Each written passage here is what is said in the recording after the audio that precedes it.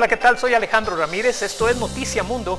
Gracias por estar con nosotros también esta semana en el repaso de la información internacional más destacada. Así iniciamos nuestro programa. La presidenta de la Asamblea General de Naciones Unidas, María Fernanda Espinosa, celebró este lunes la aprobación del Pacto Mundial sobre Refugiados, calificado de histórico por la vicesecretaria general de la ONU, Amina Mohamed. En un acto celebrado tras la aprobación del pacto, que recibió el apoyo de 181 países, Espinosa celebró que con los 25 millones de refugiados en el mundo van a recibir más ayuda.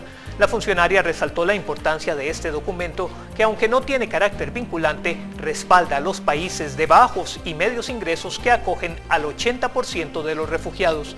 Por su parte, el alto comisionado de la ONU para los Refugiados, Filippo Grandi, agregó que este documento es histórico porque supone la primera vez que se produce un esfuerzo exhaustivo, amplio e institucional para dar sentido real a la Convención sobre el Estatuto de los Refugiados. El Papa Francisco manifestó después de la oración del Ángelus en Plaza San Pedro en el Vaticano su apoyo a este pacto mundial para la migración segura, ordenada y regular planteada por la Organización de las Naciones Unidas. Deseo que la comunidad internacional pueda obrar gracias a este pacto mundial con responsabilidad, solidaridad y compasión con relación a los que, por diversos motivos, abandonaron su país, dijo el sumo pontífice. El pacto, que fue aprobado el pasado lunes 10 de diciembre en Marruecos por 164 países, plantea compromisos internacionales para la lucha de los flagelos a los que se exponen los migrantes, como la trata y tráfico de personas, además de mejorar las vías de migración legal. En el marco de otro gran acuerdo, uno en materia económica, los presidentes de los países socios y estados asociados al Mercosur se reunieron en una cumbre en Montevideo con el objetivo de iniciar una reforma del bloque regional con la amenaza de Brasil de retirarse. Uruguay traspasó la presidencia rotativa del bloque a Argentina. Ahora sí, le pido al señor presidente de Argentina que nos acompañe y le deseo al gobierno argentino, en la persona de su presidente, mucho éxito en la conducción de los trabajos del Mercosur.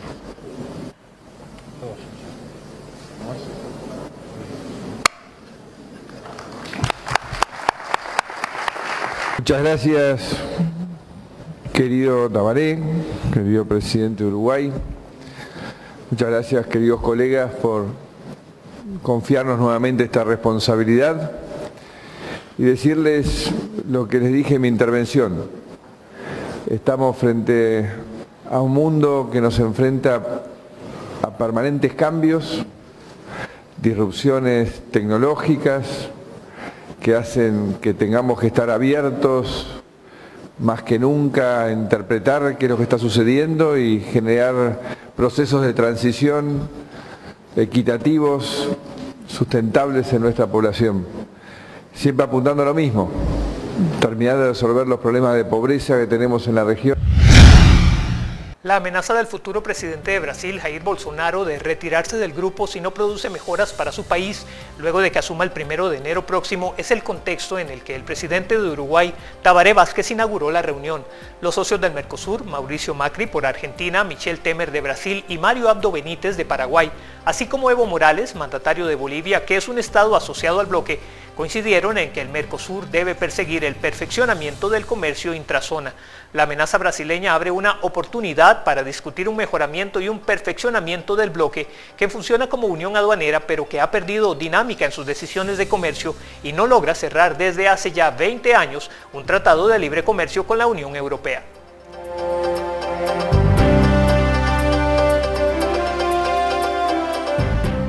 Al otro lado del Océano Pacífico, la policía de Hong Kong arrestó el domingo a Wong Chin Kit, un joven de 24 años, especialista de criptomonedas, que el sábado arrojó dinero desde lo alto de una torre de viviendas en un barrio carenciado de la ciudad con la intención de ayudar a los pobres. Los transeúntes que se encontraban en el barrio de San Shui Po filmaron el momento mientras mucha gente intentaba atrapar los billetes que caían lentamente desde el cielo. El episodio fue retransmitido en directo por Wong Chin Kit, quien gestiona una página en Facebook sobre criptomonedas. En su publicación aseguró tener la intención de emular a Robin Hood. Este domingo la policía lo detuvo cuando regresaba al mismo barrio conduciendo un Lamborghini, acusado de haber provocado disturbios al orden público.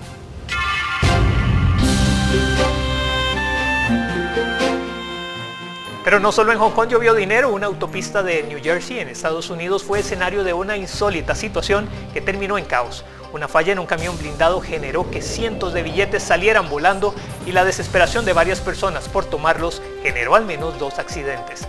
En vídeos publicados en las redes sociales se ve como un hombre uniformado corre entre los autos intentando agarrar dinero, mientras otros, al darse cuenta de lo sucedido, salen a toda prisa a imitarlo.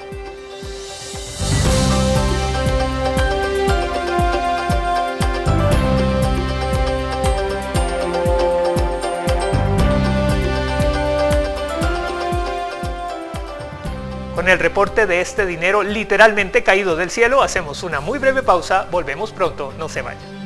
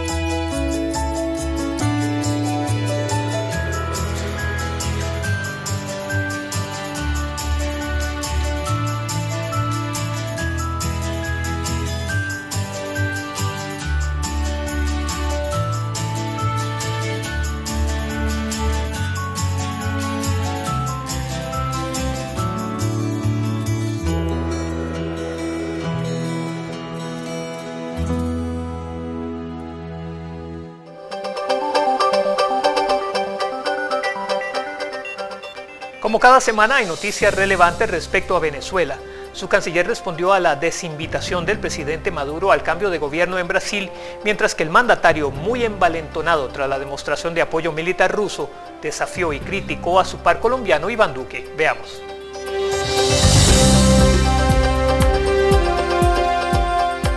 El canciller venezolano Jorge Arreaza aseguró a través de su cuenta en Twitter que el presidente Nicolás Maduro sí fue invitado a la investidura de Jair Bolsonaro como mandatario de Brasil.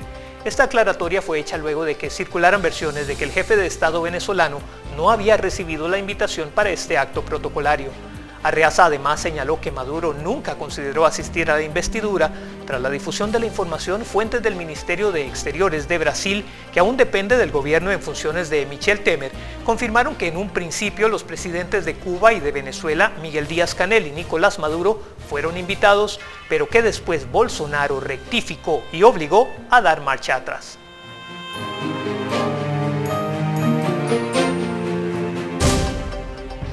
Tras la visita de Maduro a este país, Rusia envió 2 aviones bombarderos a Venezuela con el propósito de realizar ejercicios militares conjuntos.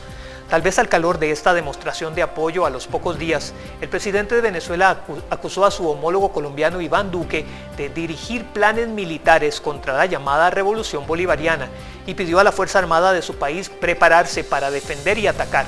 Durante un acto con militares, Maduro dijo querer las mejores relaciones con todos los países, pero advirtió a los miembros de la Armada sobre planes conspirativos que se estarían tejiendo entre Colombia, Estados Unidos y Brasil. Amo la paz y quiero las mejores relaciones con el mundo, pero no puedo dejar de decirle al pueblo que se está conspirando contra Venezuela. Nosotros no nos metemos con nadie, Iván Duque. Pero tú, Iván Duque, eres responsable si algún día Colombia agrede militarmente a Venezuela. Tú, Iván Duque, eres responsable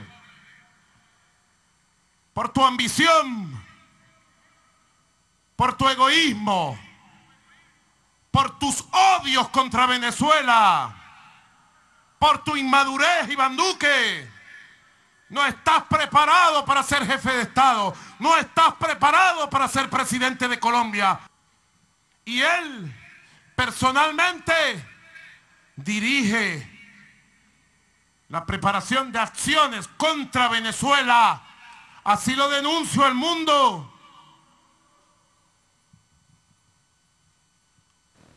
Con el apoyo, con el financiamiento de la Casa Blanca. Con un ritual a la Madre Tierra en México iniciaron las obras de rehabilitación de las vías férreas Palenque-Escárcega, donde se construirá el denominado Tren Maya. Con la anuencia de la Madre Tierra y una convocatoria a los empresarios para invertir en este tren, el presidente de México, Andrés Manuel López Obrador, dio inicio a los trabajos de rehabilitación de la vía férrea que formará parte de este proyecto en el sur del país, que se prevé esté listo en 4 años a lo largo de 1.500 kilómetros. Del programa de construcción del Tren Maya. Comienzo comentándoles que ayer se presentó, como lo establece la ley, el presupuesto para el año próximo. El presupuesto que va a empezar a ejercerse desde el 1 de enero del año próximo, en 15 días. Y ya en ese presupuesto se refleja que se le va a dar atención el Usumacinta, el Grijalva y todo el Golfo de México. Así era la comunicación. La primera vez que visitó Palenque,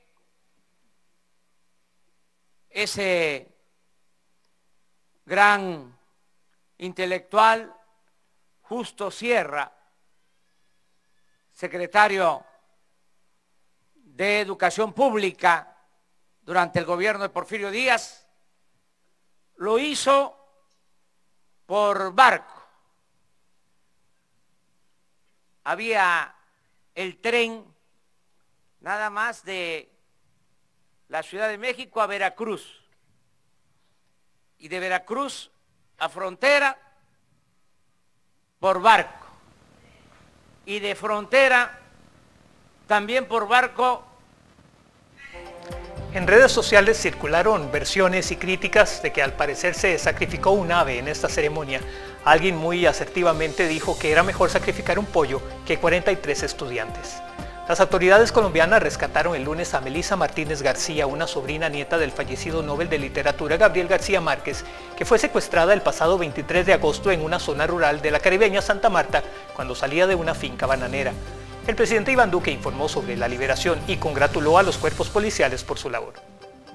En una operación coordinada de la fuerza pública, donde quiero destacar el trabajo del Gaula de la policía y del Gaula militar, se dio la liberación de Melissa Martínez García en el departamento del Magdalena.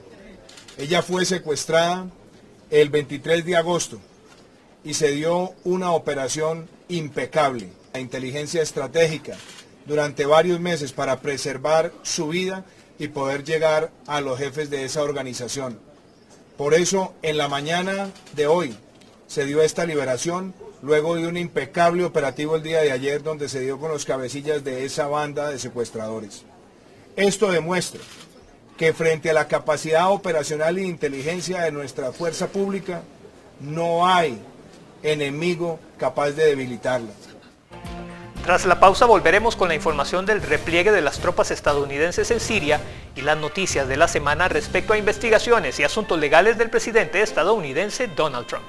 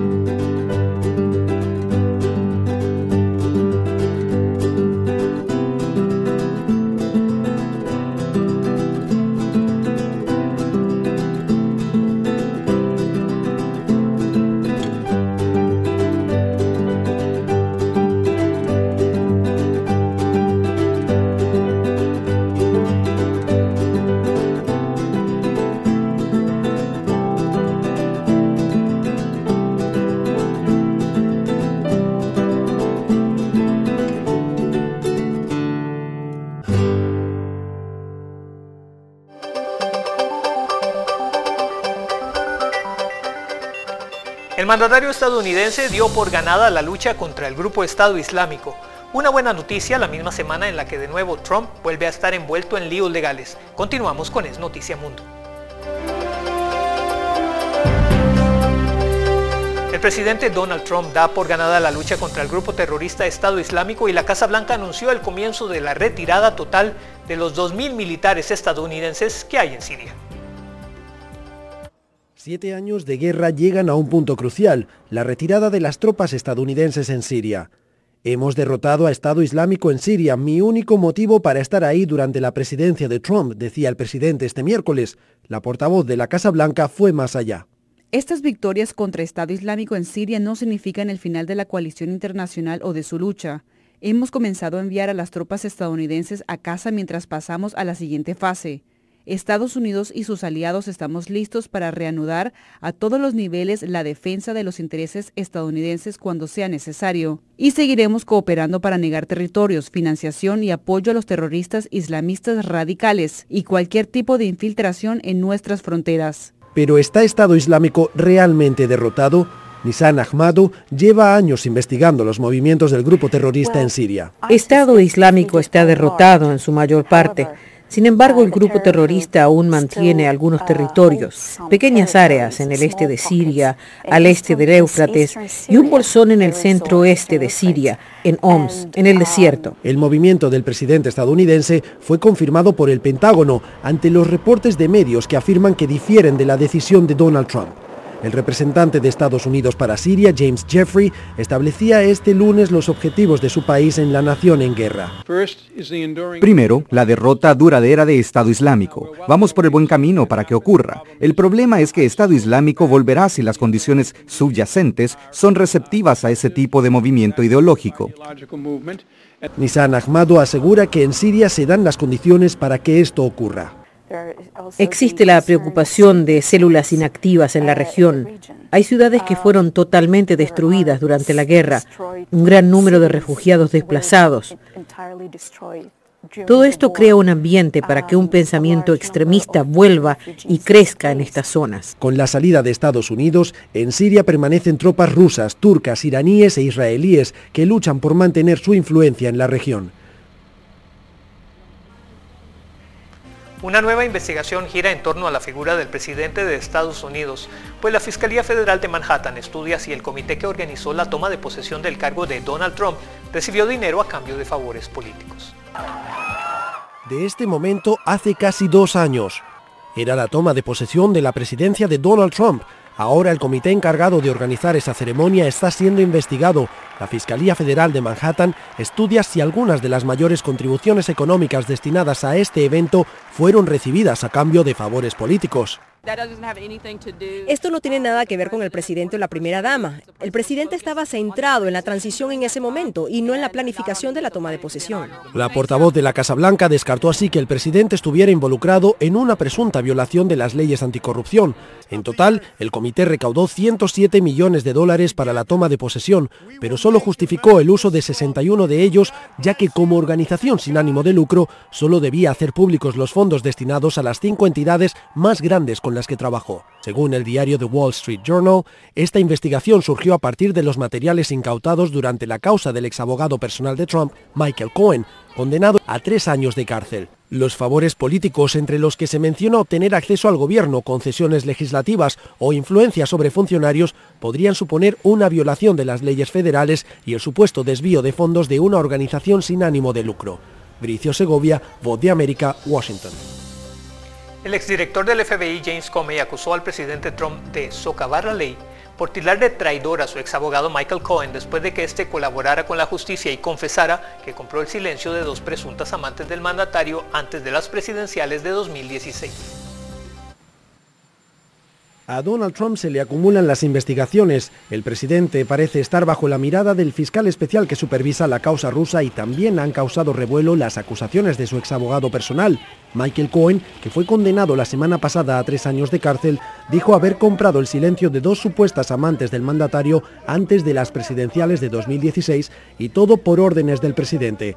Ahora el jefe de Estado culpa al FBI de haber puesto en su contra a Cohen. Recuerden, Michael Cohen se convirtió en un traidor después de que el FBI hiciera algo impensable e insólito hasta que la Casa de Brujas comenzó ilegalmente. Allanaron la oficina de un abogado. Y en medio de todo, este lunes el exdirector del FBI, James Comey, compareció bajo juramento en el Senado para aclarar asuntos relacionados con los comicios de 2016. Esto socava la ley. Se trata del presidente de Estados Unidos llamando traidor a un testigo que ha cooperado con su propio Departamento de Justicia. Repítanse a sí mismo esto en casa y piensen a dónde hemos llegado. Es la segunda vez que responde a las preguntas de los legisladores a puerta cerrada, pese a que inicialmente se opuso a una audiencia que no fuera pública.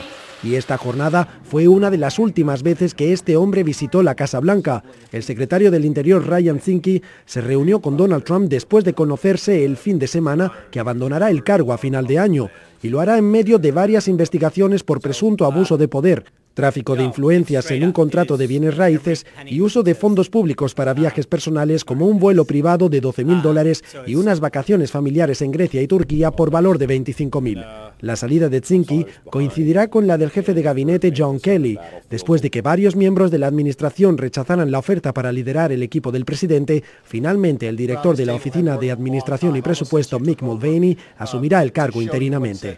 Bricio Segovia, Voz de América, Washington. Al otro lado del Atlántico, la primera ministra británica Theresa May anunció este lunes que el acuerdo del Brexit, consensuado con Bruselas, se votará en la Cámara de los Comunes en la semana del 14 de enero. May compareció en los Comunes para informar sobre el pasado Consejo Europeo en Bruselas, en el que los líderes comunitarios descartaron renegociar el acuerdo sobre la salida británica de la Unión Europea, pero sí aceptaron hacer clarificaciones sobre puntos conflictivos. La primera ministra dijo además que el debate se retomará la semana del 7 de enero a fin de celebrar una votación sobre el tratado la semana siguiente.